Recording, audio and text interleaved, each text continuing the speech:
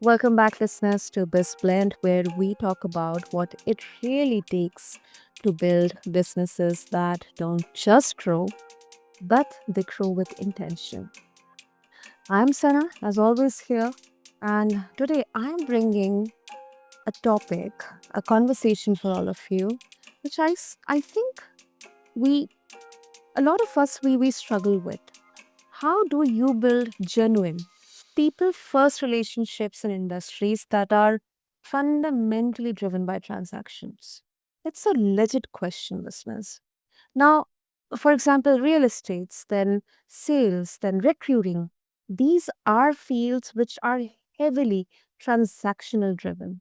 There's a pressure to close deals, hit targets, move fast, and yet most successful people in these spaces will tell you it is not about the hustle, it's about the human being on the other side of the table. So today's guest listeners knows this tension intimately. Liz Khodak bought her first property at 18. Yes, 18, after saving up through grade school. She started her career in New York's Garment Center, working in design and marketing, then pivoted to recruiting in the creative field when she moved to Charlotte. And this is what I find fascinating about her journey is that she didn't just stumble into real estate. She deliberately combined her recruiting experience, like really getting into people's lives, understanding what they actually need, with her long standing passion for property investment. And now Liz works in real estate in Charlotte, where she lives with her husband, twin daughters, and the new five poo. And full disclosure, when I kind of read her bio, I had a lot of questions. Like, how exactly at 18 is it possible to buy a property? Honestly, listeners, at 18, I didn't have an iota of idea about all these things, let alone about property or real estate. I mean, that's not typical. Then working in recruiting, then choosing real estate, a lot of questions in there. But then I'm very sure this is going to be a very interesting conversation, listeners. So let's get on to it. And Liz, welcome to BizBlend, and it's really an honor to have you here. Thank you so much for having me. I'm really excited. Superb, superb. Okay, Liz, I want to start obviously like here. First property you bought at 18. I mean, that's quite uncommon. Because most 18-year-olds, I mean, I still figure out college or what exactly I'm gonna do, or maybe sometimes not even something related to job. Or maybe, kind of feeling that rebel thing inside me. Yeah. But you were thinking about home ownership. What was actually driving that decision? And I'm asking because I'm curious if it was strategic or if there is a story behind it that shaped how you think about money and stability. Yeah, I mean, that's a great question. So I think it's a little bit of both. My parents were immigrants. They're refugees to this country, and they found that owning property was, the biggest form of freedom. It meant financial freedom to them. So I think I saw that from early on growing up, and maybe I was a strange kid. Instead of spending my allowances, at the mall or at movies, I was saving away little bits of it and knew that I wanted to also own something. And when I got to college as a freshman, I lived in the dorms for about one semester.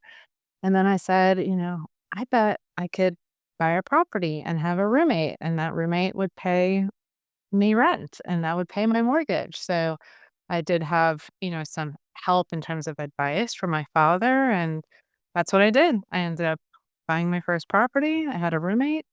She paid the rent, which paid my mortgage, and that was the start of my investment journey. Hmm. That actually makes sense, Liz. Actually makes sense. With all the journey there, um, then kind of a different thinking, and then family's history. Um, a lot of people hear stories like this, and they would still think that okay, that's great, but then I didn't have clarity at 18. Like I didn't have that discipline. Also, something that I would also say here, Liz, to be honest. But then how much of your early success do you think was about mindset versus circumstances? Like, because I think there's this narrative in business that anyone can do anything if they just want it badly enough. And I'm not sure if that's entirely fair. Yeah, I mean, I'm sure it's a combination. I think it would be, naive to say that had I been under different circumstances or in a different place or a different time, that it all would have worked out that way, but I'm a true believer in things happen the way they're supposed to happen, and I do believe in mindset as a huge portion of the outcome. People who have a lot to be grateful are usually people who can see the gratitudes and see all the blessings in their life, even if they're not many, right, to someone else. And I do believe that um, if you really want something for the right reasons and you truly believe in yourself, you will figure out a way to make that happen. And I think there's plenty of examples throughout history that have proven that. So I think it's definitely a combination. I was lucky in a lot of ways, but I've always had the mindset of, I could do anything. And I always had the mindset that things happen and work out the way they're supposed to. So I wasn't burdened, I guess, by a lot of worry or concern. And that let me take the plunge, right? That let me take Mhm. those risks. So, yeah. Mm. That also makes sense, Liz. And I also believe that uh, the ones who would be actually putting those efforts, who have actually would have tested the waters, they wouldn't say that. I mean, they would say, yes, I'm still trying. Maybe not right now, Right. maybe sometime in future. I did what I actually want. Or maybe uh, this is kind of the way or that journey that I have to go through to get or, kind of to stumble or maybe achieve what I exactly want. Or maybe that would lead to something else that would be better than what exactly I wanted. So, yeah. Exactly. Yeah, 100%. I think if you are of the mindset that the best things are worth, some fighting and you will make mistakes and that's part of the process and that's okay and actually probably necessary to get to where you want to go, then you'll continue to try. And of course, if those things knock you down, and you don't want to get back up, then you probably won't succeed. Hmm. So let's moving on. Let's talk about recruiting. I mean, you uh, recruiting is absolutely like you are directly connecting with people. You are getting into getting to understand their priorities, matching them with roles. I mean, to me, it's a huge responsibility. And sometimes it feels like more not exactly recruiting, but more like a service because I know a couple of people who have worked in human resource, who have actually taken up a lot of interviews, and they have Mhm. actually spent time in helping them to understand that why they couldn't crack that interview, what exactly they need to do, what kind of action plan they can create and work on how they can, get to crack more interviews or maybe get the exact job that they desire. I mean, they have actually helped people because there's this very kind of a, negative connotation to people who are in HR or recruitment that, okay, they always say, I'll get back to you, but they never get back to you. So Yeah, it's quite a common not misconception, but kind of a negative connotation.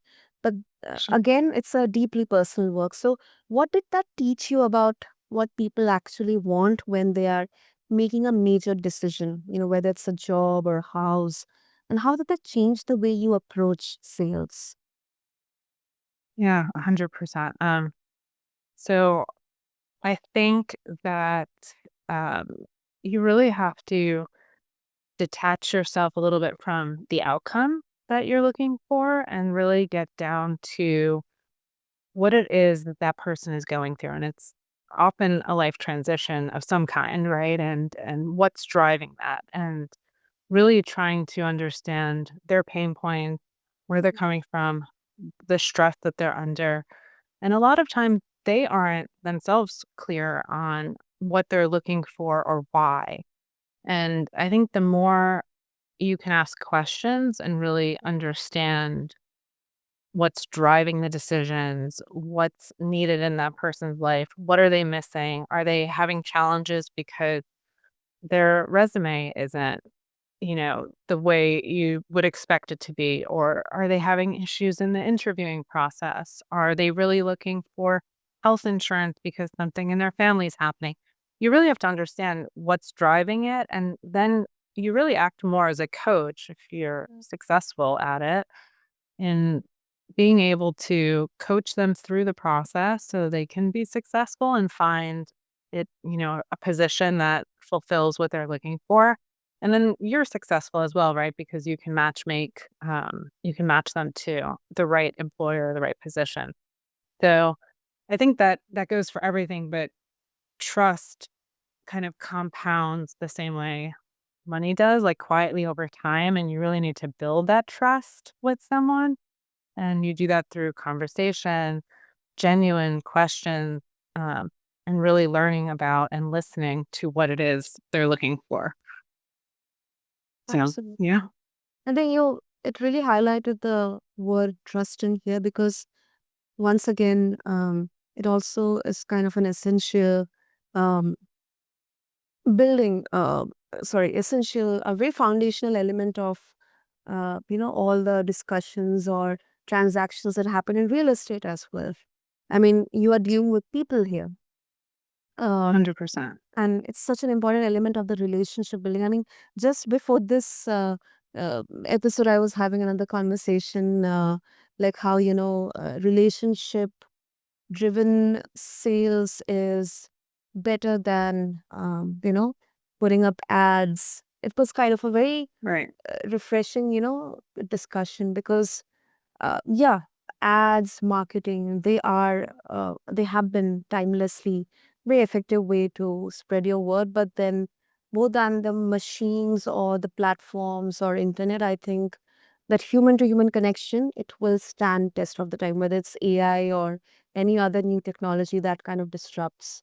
Human to human Yeah, connection is always to make, always will be there, timeless. that's right. Because the ads and marketing are it's a way to get visible, right? It's visibility, awareness, but it's not building any type of relationship. And I truly believe that the most scalable businesses are built on trust and not pressure. When people feel safe and they feel informed and respected, I think they make better decisions and those decisions last longer.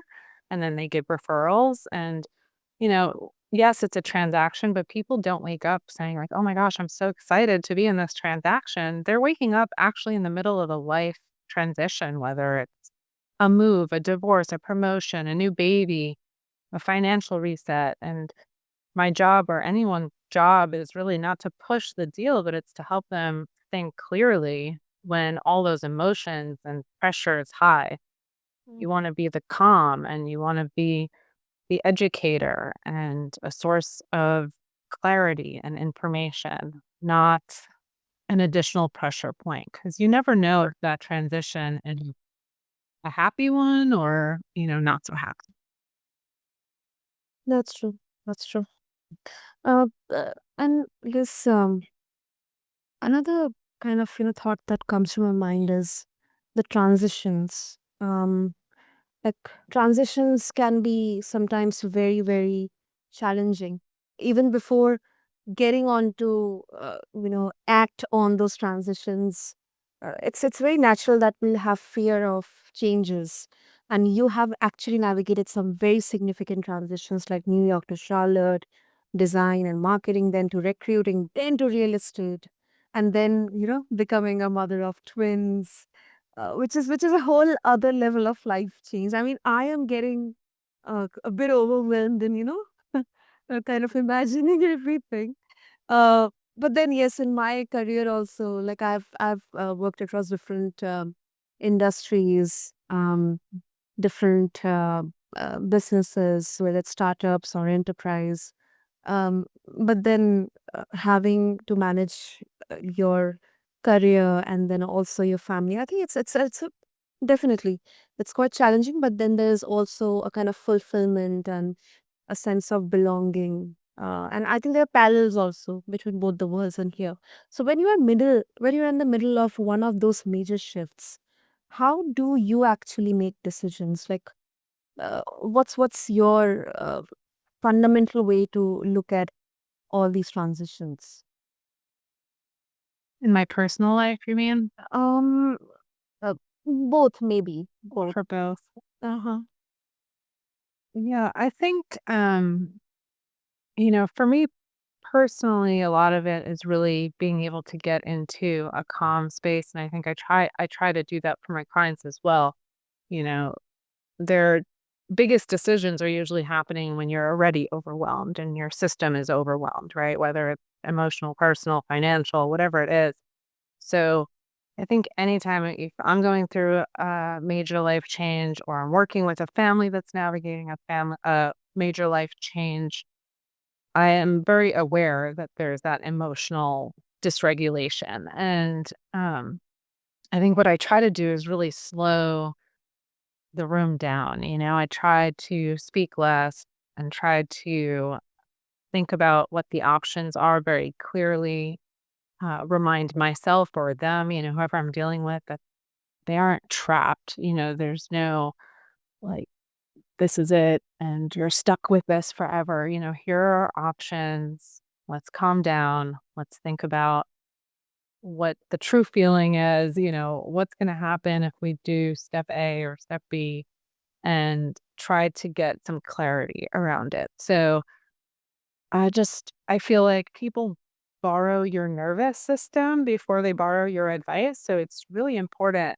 to try and find the calm in the storm and think through things a little bit more logically, if that makes sense. I don't know if I can name it, but it's always been a gift of mine, I guess, to really calm and kind of go from a point of clarity, if No, no, that makes sense. no, it does. It does, Liz.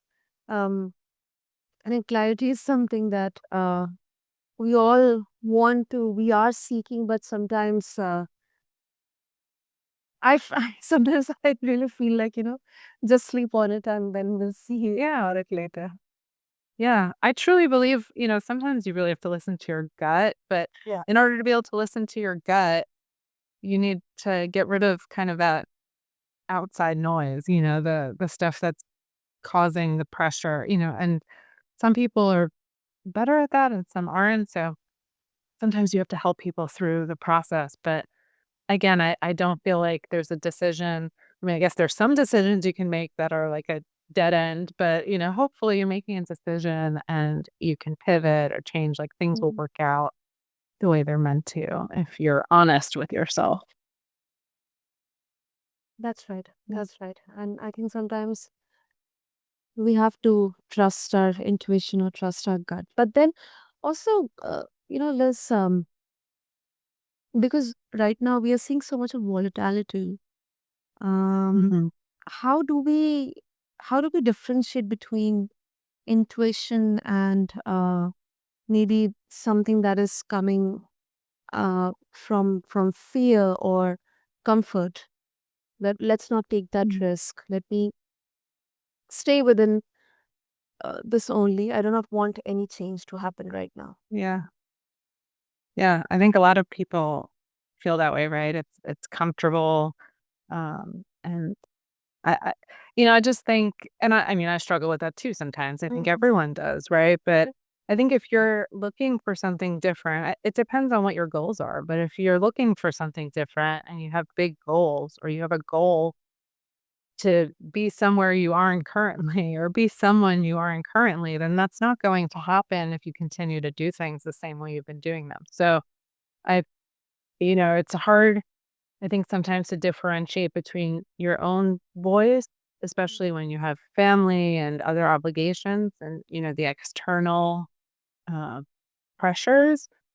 But, for me, I try to meditate a lot. I try to take some time, for myself to quiet that noise. I think it takes practice in being able to really listen to what your gut and your intuition is telling you. But in the end, I feel like the best things in life come from something that seemed pretty scary in the beginning, something risky. Um, As but yeah, that's not for everyone. mm, mm. And I think one thing that you mentioned, which really kind of struck a chord with me, is not everyone can uh, hold themselves under pressure all the time. Sometimes, we cannot, and that's where I think it's from on both the sides that let's let's try to help maybe someone we know or someone we love if they are not able to uh, think or decide under pressure. Let's Mm, not help them. Let's not just expect that no, no, no, you have to make a decision right now and be, oh my goodness, you're very, very weak. That's why you're not able to perform under pressure. Sometimes we have to help. And then or at the other end as well, sometimes it's okay. I think, it's a more human way to uh, acknowledge or be aware that maybe right now I'm immensely under pressure. It's not the right time for me to make a decision. Or maybe I should definitely seek out for help. Uh, yeah. Oh, so, right.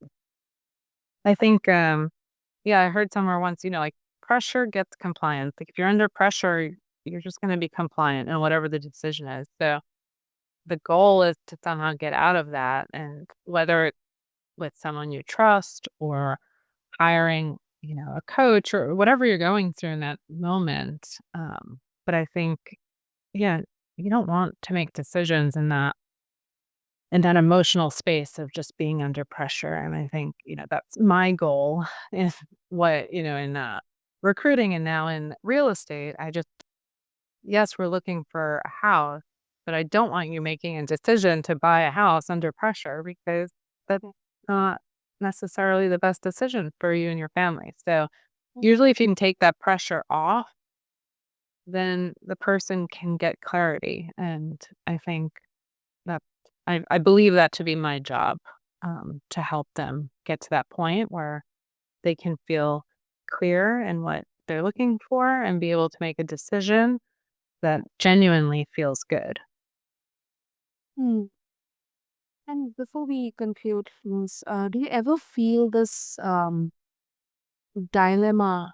Many people say that business and feelings, emotions, um, anything which is human, it doesn't have any relevance in business. Sometimes you have to take hard decisions. Sometimes you have to um, let off all these emotions and feelings go and decide from a business perspective, not from a human perspective.